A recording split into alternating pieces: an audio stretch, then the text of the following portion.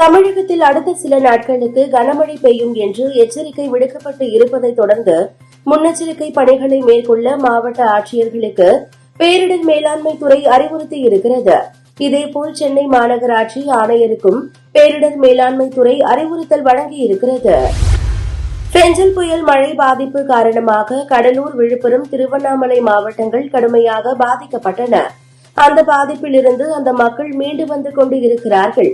இந்நிலையில் விழுப்புரம் மாவட்டத்தில் 10 நாட்கள் தொடர் விடுமுறைக்கு பிறகு இன்று மீண்டும் பள்ளிகள் திறக்கப்பட்டது.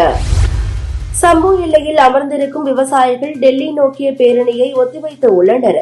விவசாயிகள் போராட்டம் தொடர்பாக உச்சநீதிமன்றத்தில் தாக்கல் செய்யப்பட்டுள்ள பொதுநல வழக்கு இன்று விசாரணைக்கு வருகிறது. இந்த வழக்கை நீதிபதி சூரியகாந்த் மற்றும் உஜால் புயன் அடங்கிய அமர்வு இந்த வழக்கை விசாரணை செய்ய இருக்கிறது. டெல்லியில் உள்ள 2 பள்ளிகளுக்கு வெடிகுண்டு மிரட்டல் விடுக்கப்பட்டதால் பரபரப்பு ஏற்பட்டது. டெல்லி ஆர்கேபுரம் பஷ்சிம் விஹார் பகுதியில் உள்ள பள்ளிக்கு மின்னஞ்சல் மூலம் வெடிகுண்டு மிரட்டல் வந்து உள்ளது. மிரட்டலை அடுத்து வெடிகுண்டு செயலிழப்பு நிபுணர்கள் சோதனை நடத்தி வருகின்றனர்.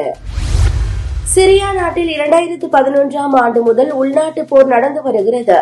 ஆசாத் தலைமையிலான அரசுக்கு எதிராக கிளர்ச்சியாளர்கள் போரில் ஈடுபட்டு வருகின்றனர். சில ஆண்டாக வன்முறை எதுவும் ஏற்படாத நிலையில் கடந்த வாரம் மீண்டும் கிளர்ச்சி வெடித்தது.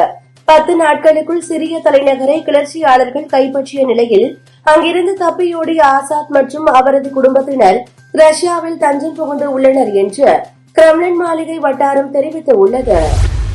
சிரியாவில் பஷார் அல் ஆசாத் ஆட்சி வீழ்த்தப்பட்டு கிளர்ச்சியாளர்கள் கட்டுப்பாட்டுக்குள் கொண்டுவரப்பட்டுள்ளனர். இதைத் தொடர்ந்து பஷார் அல் ஆசாத் சிரியாவில் இருந்து விமானம் மூலம் தப்பியோடி ரஷ்யாவில் தஞ்சம் புகுந்து உள்ளார்.